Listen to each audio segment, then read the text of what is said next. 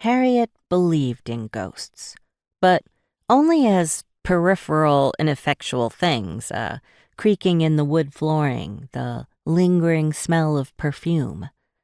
They were objects of curiosity, too weak to be feared, too evanescent to matter. But now she sat in the dark, the trash can a pale smudge in the corner of the kitchen, and waited. Something had taken the brochures out of the trash.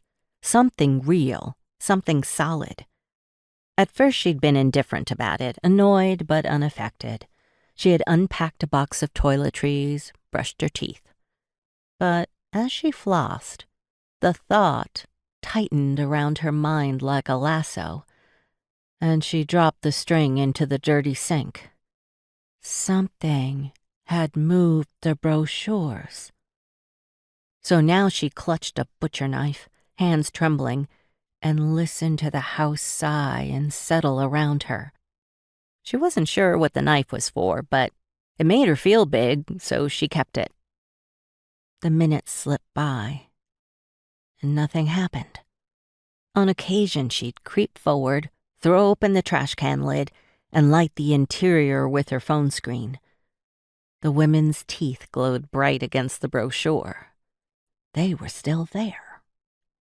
Harriet retreated to the little table in the corner, put her head in her hands. She couldn't sleep, not in this state, but being awake, waiting and listening in the humid dark, was maddening. The lights were off.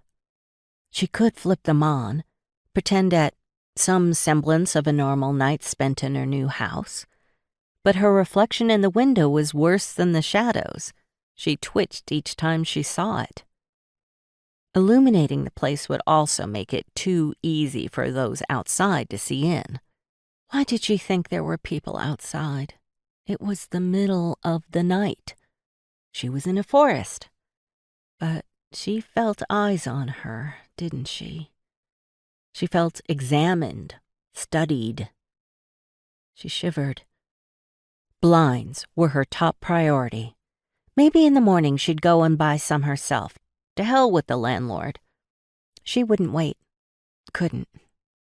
She was half crazy with it all, and she felt ashamed. She had wanted more than anything to move away, to have her own place.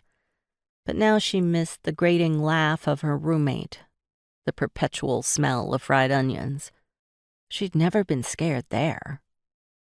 There were pictures on the wall, old ones, all stained sepia, and crooked in their frames.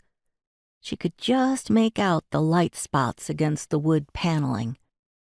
Perhaps it was one of the gruff-looking men, glassy-eyed babies, who tormented her now. Her arms tingled as her hair stood on end. Should she go look at them? Study their faces?